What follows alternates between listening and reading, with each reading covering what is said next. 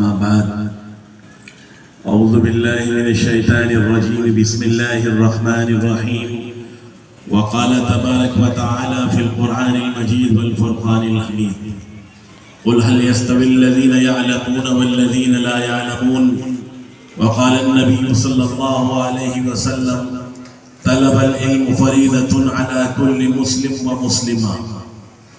معزز علماء اکرام، برادران اسلام اور ہم سب کے سرپرست اور میرے خاندان کے چشم و چراغ حضرت مولانا غازی ولی صاحب دامت برکاتہم العالیہ آج یہاں تشریف فرمائے ہیں.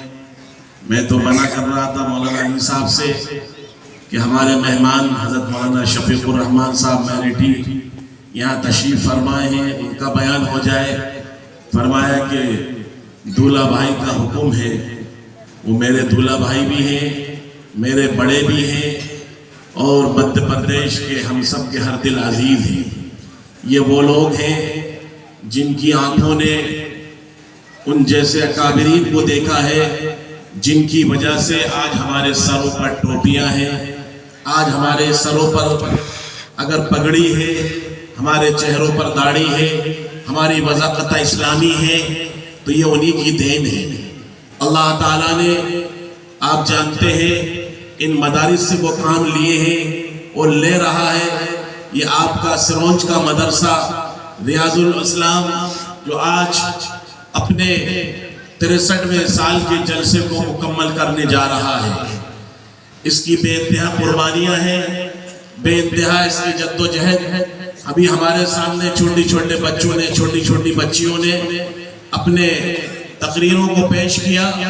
ایسا لگ رہا تھا کہ یہ صرف مدرسہ ہی نہیں بلکہ یہ ایک اسکول اور کالج بھی ہے. آج یہاں پر دونوں تعلیمیں دی جا رہی ہیں. یہ اللہ رب العزت کا بے انتہا کرم ہے.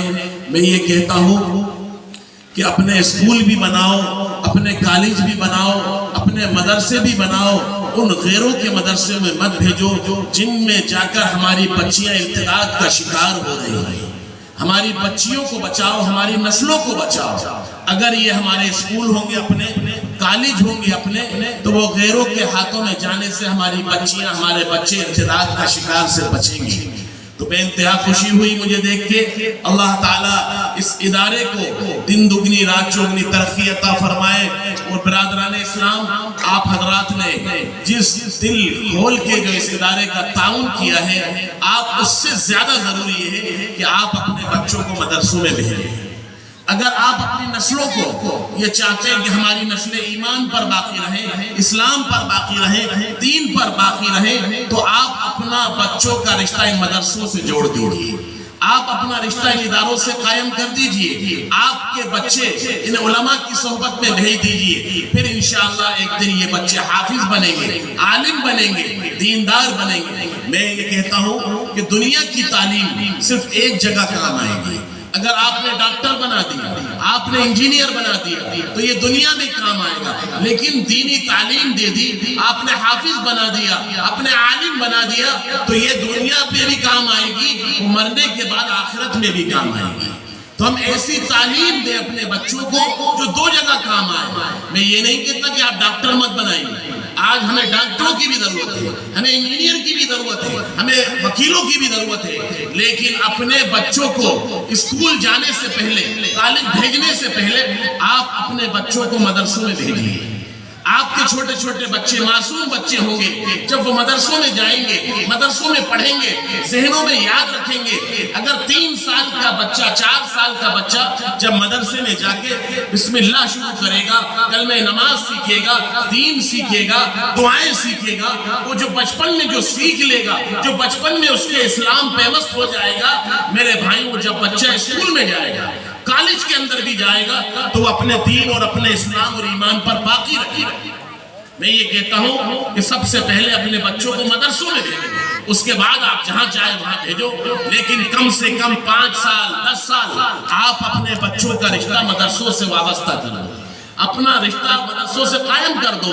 تو الحمدللہ آج یہ اسی کی دین ہے، لیکن آج مدرسوں کے اندر جو پڑھنے والے ہیں وہ 3%، 4% ہیں، لیکن 96% وہ لوگ ہیں جو اسکول اور کالجوں میں جاتے ہیں۔ اگر وہ بچے بھی سارے مدرسوں میں آنے لگے، دین کو سیکھنے لگے، تو آج پورے ہندوستان کے اندر سروں پر ٹوپیاں نظر آئیں گی، ہماری وضاقت اسلامی نظر آئے گی، ہماری شکلیں، ہماری صورت اسلامی نظر آئیں گی۔ میں اس لیے آپ سے یہ کہتا ہوں کہ آپ کو اللہ نے وقت دیا ہے، آج مال دیا ہے، دولت دی ہے، اپنے بچوں کے تعلیم کے اوپر صرف کیجیے۔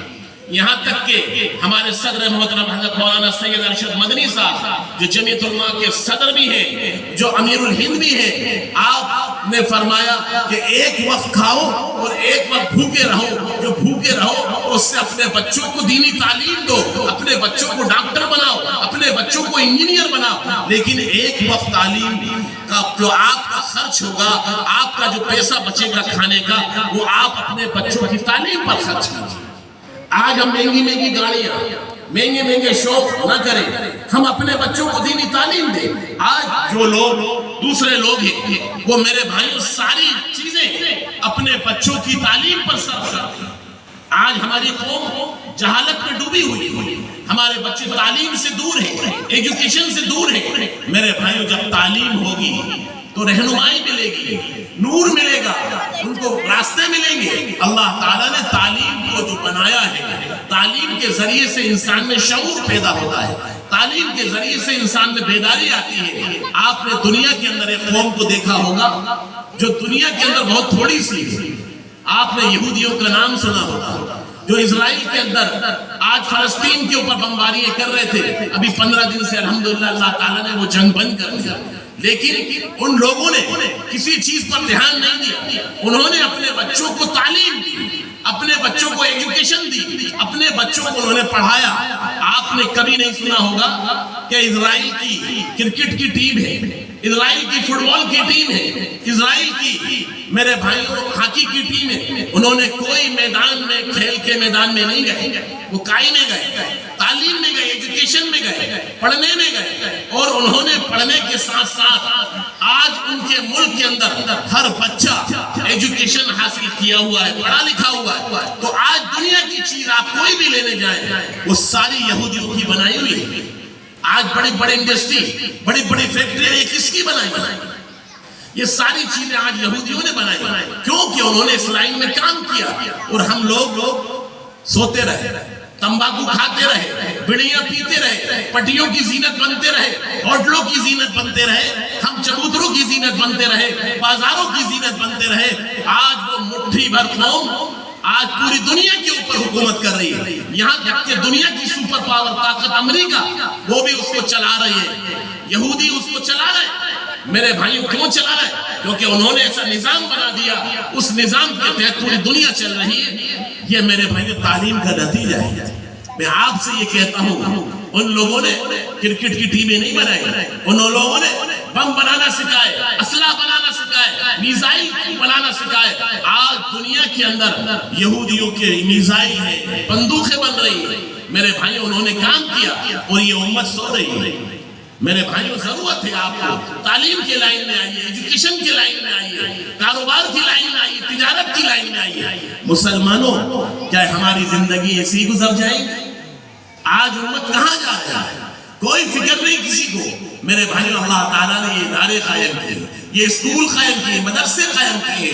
اللہ تعالیٰ ان مدرسوں کو دن دگنی رات چوگنی ترقی عطا فرمائے۔ میں زیادہ لمبا وقت نہیں کر سکتا کیونکہ ہمارے بڑے حضرت مولانا غازی ولی صاحب دامت برکاتہم موجود ہیں، اور ہمارے حضرت مولانا شفیق صاحب میرٹھ سے جو تشریف لائے ہیں ان کا اصل بیان ہے۔